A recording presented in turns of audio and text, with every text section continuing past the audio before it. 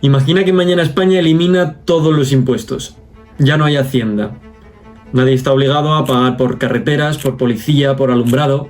La pregunta que surge es, ¿seguirían existiendo?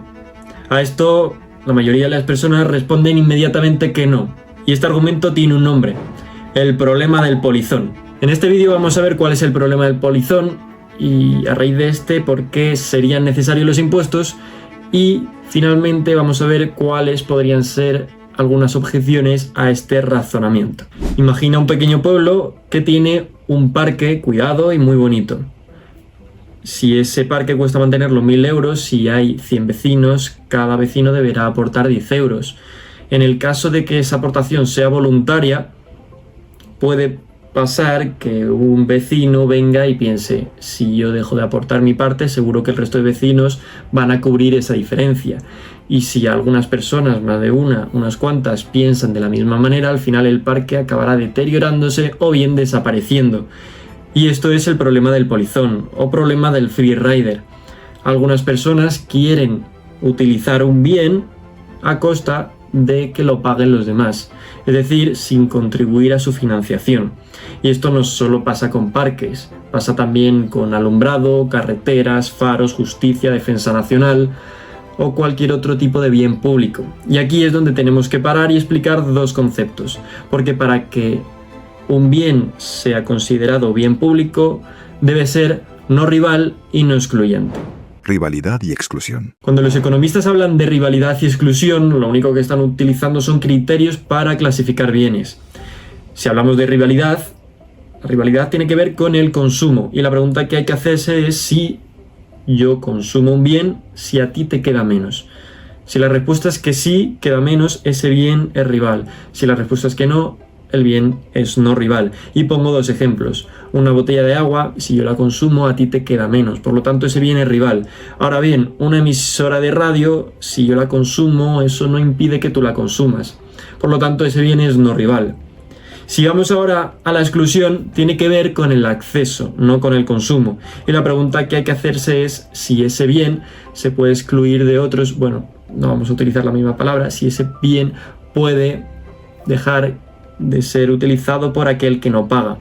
Vamos a dos ejemplos. Un cine, por ejemplo, si se puede dejar sin acceso a aquella persona que no paga.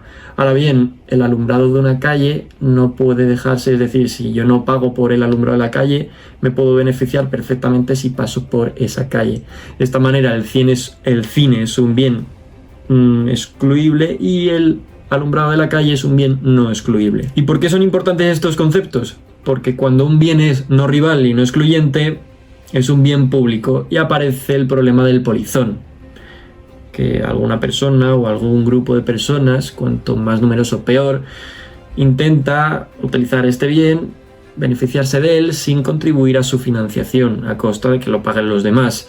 Y el caso mítico es el caso del faro, porque es un bien no rival. Un barco que consuma esa luz no impide que otro barco la consuma, y también es no excluyente porque es difícil de impedir que un barco utilice la luz de X faro. De ahí que el faro sea el típico ejemplo de bien público y el típico ejemplo de el problema del polizón. Y al igual que un faro, y al igual que comentábamos con los parques, otro tipo de bienes públicos, como ya comentábamos, son la defensa nacional, las carreteras, los faros, las vacunas, la investigación, la epidemiología y cualquier otro tipo de bien público que sea puro, que cumpla la no rivalidad y la no exclusión. La conclusión de los economistas. La mayoría de los economistas razonan de la siguiente manera: si existe el problema del polizón, el mercado produce menos de lo deseable y entra lo que se denomina como fallo de mercado. De esta manera, por esto, el Estado debería contribuir y obligar a pagar impuestos, y así todos contribuyen. Sin embargo, hay unos economistas, la Escuela Austríaca de Economía, que plantea varios errores en este razonamiento.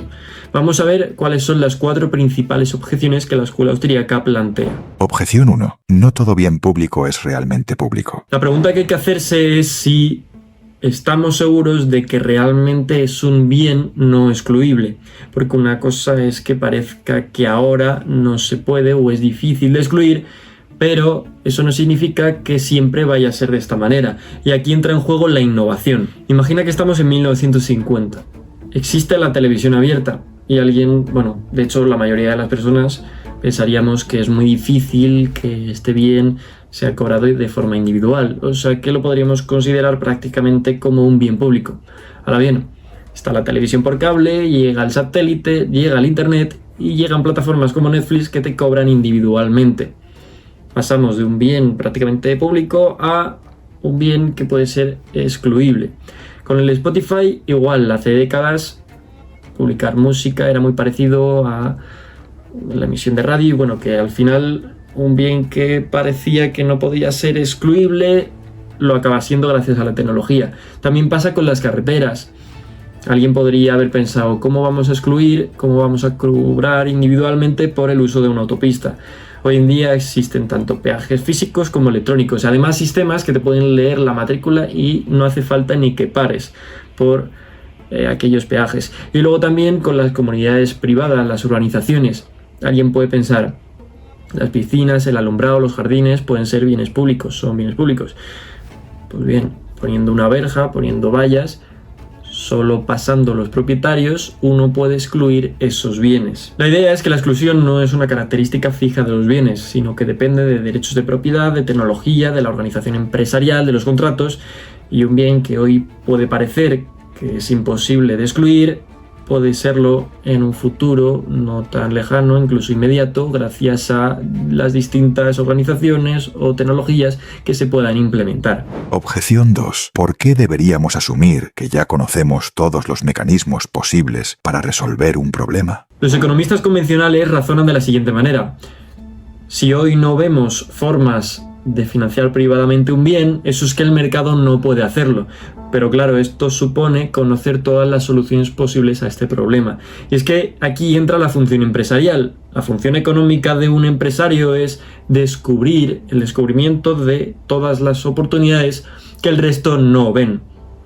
Las nuevas maneras de producir, de distribuir, de organizar, todos esos avances, todos esos descubrimientos que se pueden hacer dado que el resto de personas no ven las oportunidades. Y es que realmente el mercado es un proceso continuo de descubrimiento. De ahí que cuando una persona te diga que un bien no puede financiarse privadamente, lo que hay que preguntarle es ¿cómo lo sabes? ¿Has explorado todas las posibilidades? ¿Has imaginado todos los contratos? ¿Has contemplado todas las tecnologías? ¿Todos los incentivos? ¿Has visto todas las maneras para poder financiarlo? La respuesta es que probablemente sea un no. Y es que es en esa incertidumbre donde el espacio donde actúa el empresario. Es el espacio, ya que estamos con los faros, donde navega. En esa incertidumbre es donde entra la función empresarial. Y aquí aparece uno de los ejemplos más famosos, como ya comentábamos antes, el tema de los faros. La lógica nos dice que es un bien no rival y no excluible. Es todo lo que nos dicen los manuales de economía. Ahora bien, Ronald Coase, premio Nobel de Economía en 1991, estudió la historia inglesa y vio cómo los faros eran financiados privadamente. Y aquí es donde nos explota la cabeza, porque la justificación en muchos casos para los impuestos es que si no obligamos a las personas a pagar por un bien, ¿cómo se van a financiar esos bienes? Si nadie los financia, si no hay impuestos, esos bienes desaparecían. Pues bien, en este caso, en el de los faros, Ronald Coase vio que no era así, se financiaban privadamente. ¿Y cómo lo hacían? Pues no iban persiguiendo barcos, simplemente cuando los barcos llegaban a puerto, les cobraban una tasa por utilizar ese faro. Y así, de esta manera, se financiaba este tipo de bien. ¿Qué pasa? No evitas el problema del polizón, pero esto demuestra que sí hay forma de financiar estos bienes y lo que nos demuestra es que no desaparecerían, sino que serían financiados privadamente. La objeción no es que nosotros sepamos cómo producir un bien privadamente, sino que es algo más humilde. No sabemos cuáles son las soluciones que el mercado puede ofrecer mañana. Y si no lo sabemos, ¿con qué seguridad podemos afirmar que el mercado es incapaz? Objeción 3. ¿Cómo sabemos cuál es la cantidad correcta? Los economistas nos dicen frases como el mercado produce una cantidad insuficiente de defensa, o por ejemplo, el mercado no realiza la investigación suficiente o la investigación socialmente óptima. Pero la pregunta es, ¿cómo lo sabes?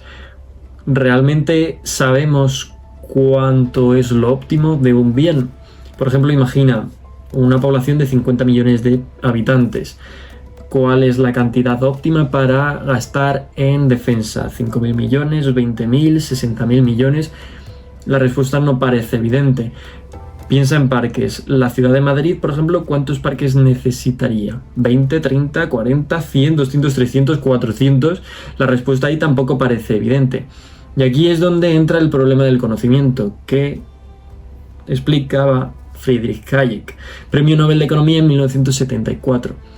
Resulta que el conocimiento no está en la mente de una persona, ni tampoco en un grupo de personas, grupo de expertos o un grupo de burócratas, sino que el conocimiento se encuentra disperso entre millones de personas. ¿Y cómo coordina esto el mercado? Gracias al sistema de precios. Los precios reflejan, aunque no sean perfectos, los precios reflejan las decisiones individuales de millones de personas y refleja todo ese conocimiento. De ahí que si no tenemos precios, ¿cómo sabemos la cantidad que debemos proporcionar? Eso es algo que se plantea. Y aquí aparece la crítica, porque cuando un bien se financia vía impuestos y no hay sistema de precios que refleje las preferencias individuales de millones de personas, realmente no sabemos cuánto valoran las personas un determinado bien. Y surge una pregunta muy difícil de contestar. ¿Cuánto debe producir el Estado de un determinado bien? ¿Cómo sabe cuánto producir? Porque no vale con decir más o menos, sino que hay que dar una cifra concreta. Otra idea desarrollada por Ludwig von Mises, otro economista austríaco, es el problema del cálculo económico. Originalmente era un argumento en contra del socialismo, pero también austríacos lo relacionan con el tema de los bienes públicos. Y es que sin intercambios voluntarios entre personas que fijen precios de mercado, realmente no tenemos una manera para comprobar si los recursos que estamos utilizando los estamos usando de la mejor manera posible. No es que no se puedan tomar decisiones, que sea imposible tomarlas, pero sí que es verdad que no tenemos manera objetiva de comparar alternativas. Imagina un Estado que tiene 1.000 millones de euros. Puede destinarlo a defensa, sanidad, educación, carreteras, a investigación. ¿Cuál es la combinación correcta? Realmente no hay una respuesta. No hay ninguna ecuación científica para dar respuesta a esa pregunta, y siempre habrá personas que prefieran otra distribución de los ingresos. La crítica austríaca no es que el Estado siempre vaya a elegir mal, sino que nadie tiene el conocimiento, que se encuentra disperso, para saber la cantidad óptima de producción de un bien. Y si nadie lo sabe, ¿con qué fundamento afirmamos que el mercado produce demasiado poco? Y aquí aparece una diferencia muy profunda entre ambas visiones, porque los economistas convencionales nos hablan de la cantidad socialmente óptima. Los economistas austríacos lo que nos dicen es óptima para quién, porque la sociedad no tiene una única escala de preferencias, sino que tiene millones, y muchas veces esas preferencias son incompatibles entre sí. Objeción 4. Comparación errada. Esta objeción no solo nos la dicen, nos la cuentan los economistas austríacos, sino también los economistas de la escuela de la elección pública. Y es que muchas veces cuando llegamos a la conclusión de que el mercado tiene algún problema y los economistas razonan que el Estado debe venir a solucionarlo, las comparaciones que se hacen son entre mercado real y entre Estado ideal. Y esto no es una comparación honesta. Realmente lo que hay que comparar es el mercado real con el Estado real. Y es que se habla mucho de fallos del mercado, pero poco o nada de los fallos del Estado, que también tiene. De esta manera vamos a ver cuáles son los incentivos del Estado. En primer lugar, hay una inevitable burocracia, y es que el funcionario no funciona con la misma lógica que un empresario. El empresario, para ganar dinero, tiene que satisfacer las necesidades de los consumidores. En el momento en el que no las satisface, pierde clientes, pierde dinero y puede quebrar. Los organismos públicos pueden funcionar mal durante décadas y seguir ahí. Esto no quiere decir que todos los funcionarios trabajen mal, pero desde luego lo que hay que señalar es que los incentivos son distintos. Ahora vamos con los incentivos políticos, porque claro, piensa en un político. Su objetivo inmediato suele ser ganar las próximas elecciones. Y esto puede llevar a, en muchas ocasiones, priorizar proyectos más a corto plazo en vez de pensar en los de largo plazo o proyectos que sean más útiles. Por ejemplo, resulta muy vistoso inaugurar grandes infraestructuras antes de elecciones o priorizar proyectos populares frente a proyectos que a lo mejor pueden ser más útiles. Y esto no porque sean malas personas per se, sino porque tienen una serie de incentivos. Luego tenemos otra cuestión, la del despilfarro, porque cuando el dinero es propio y lo gastamos para nosotros mismos, tenemos mucho cuidado. Si el dinero también es nuestro, pero gastamos para comprarle algo a alguien, tenemos algo menos de cuidado, pero si el dinero resulta que no es nuestro y encima gastamos para otras personas, ahí tenemos aún menos cuidado. Esto no quiere decir que todo el gasto público sea despilfarro, pero sí que es verdad que se minimiza ese incentivo a aprovechar todos los euros de la mejor manera posible y sin despilfarrar. Luego también tenemos la corrupción, que no es cuestión de una ideología ni problema de un exclusivo país, sino que es un problema que nos perjudica a todos. Sobornos, amiguismos, favores, que al final lo que hacen es gastar el dinero público, gastar el dinero de los demás para fines propios. Con todo esto, lo que sostienen no es que el mercado sea perfecto, pero sí que debemos ser justos y honestos y comparar el mercado real y el Estado real, los fallos del mercado con los fallos del Estado. ¿Entonces los austríacos niegan el problema del polizón? La respuesta es que no. Sin embargo, lo que plantean es, en primer lugar, el impacto, su magnitud. Luego, en segundo lugar, si estas implicaciones resultan en un fallo de mercado, si realmente debería considerarse un fallo del mercado. Y luego, en tercer lugar, se preguntan si el Estado lo resuelve mejor. El ejemplo más difícil, la defensa nacional. Si nos vamos al ejemplo más difícil, incluso dentro del liberalismo existen distintas posiciones. Tenemos a los minarquistas y a los anarcocapitalistas. Los minarquistas defienden un Estado mínimo que provea defensa nacional, justicia, policía.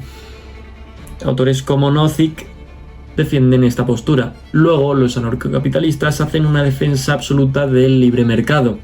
Van un paso más allá y es que contemplan que la defensa pueda organizarse sin un monopolio estatal. Autores como Rothbard o Hoppe defienden esta postura. Pero bueno, esto es un tema que daría para otro vídeo.